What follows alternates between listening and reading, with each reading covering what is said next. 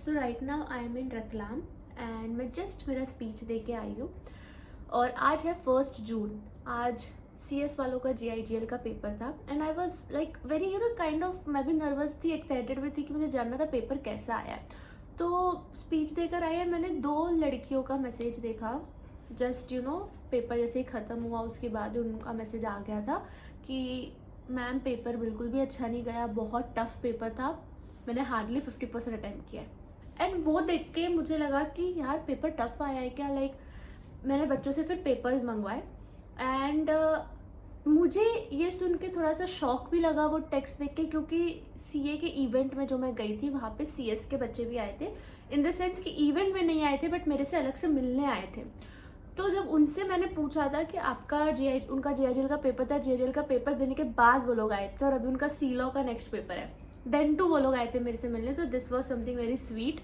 मैंने पूछा कैसा था पेपर, देवर लाइक कि दीदी बहुत अच्छा था पेपर, सब कुछ बहुत अच्छा गया, हमने 100% अटेम्प्ट किया। अब ये बच्चियाँ ऐसा बोल रही पेपर अच्छा गया, मैंने जो 2 बच्चों का टेक्स्ट पढ़ा वो बोल रहे अच्छा नहीं गया। मैंने क्वेश्चन पेपर खुद देखा एंड पेपर देख के मुझे समझा कि पेपर तो इजी है, पेपर तो टफ आया ही नहीं है। आप लोगों को, जो बच्चों को टफ लगा वो इसलिए लगा क्योंकि 99% question paper case study based था। अब फिर धीरे धीरे हमको रैंकर्स वेब में भी बच्चों का मैसेजेस आने लग गया एंड आई थिंक मैंने पोल भी डाला था, उसमें काफी सारे बच्चों का यही था कि दीदी पेपर अच्छा था। कुछ बच्चे जो लगातार मैसेजेस कर रहे थे लाइक पेपर अच्छा नहीं था, उनका लास्ट अटेम्प्ट भी, जब मैं मैसेजेस गो थ्रू कर रही थी, उनका लास्ट अटेम्प्ट भी पेपर्स अच्छे नहीं गए थे।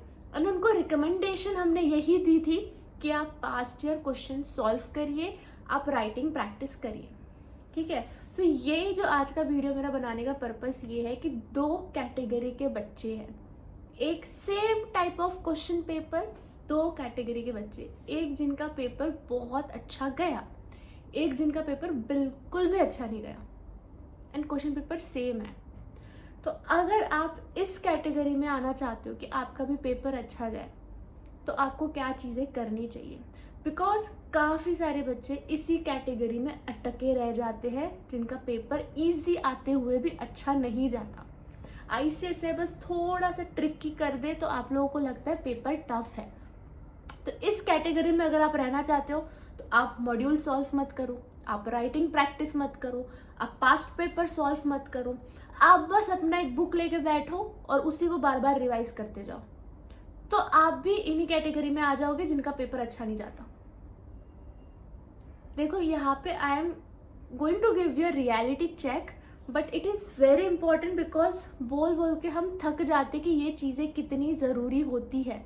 जिन भी बच्चों ने ये सब चीज़ें फॉलो की है उनका पेपर आज अच्छा गया है, उन्होंने 100% अटेम्प्ट किया है, पेपर इजी था, बस जस्ट आप लोगों ने थोड़े एफर्ट्स एक्स्ट्रा नहीं डाले तो आपको टफ गया, आप अटेम्प्ट नहीं कर पाए paper.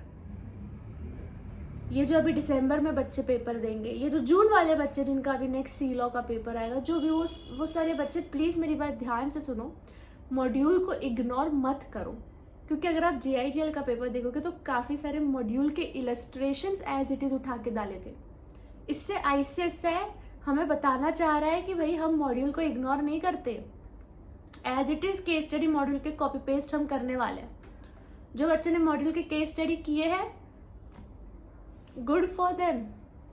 Second, past year questions, जिन भी बच्चों ने पास्ट ईयर क्वेश्चन सॉल्व किए थे उनको पता है कि सेम एज इट इज, बस नाम बदली कर दिया है, पास्ट ईयर क्वेश्चंस रिपीट हुआ है, काफी सारे पास्ट ईयर क्वेश्चंस रिपीट हुए, बस नाम बदली कर दिया है। एंड रही बात केस स्टडी की, तो आपका GIGL, आपका C-Law, आपका CMSL, ये तीनों majorly case based question papers ही आप एक्सपेक्ट करिए। इसमें मेजॉरिटी केस स्टडीज ही आएगी आपको, उसके लिए आपको केस बेस्ड की प्रैक्टिस करनी पड़ेगी।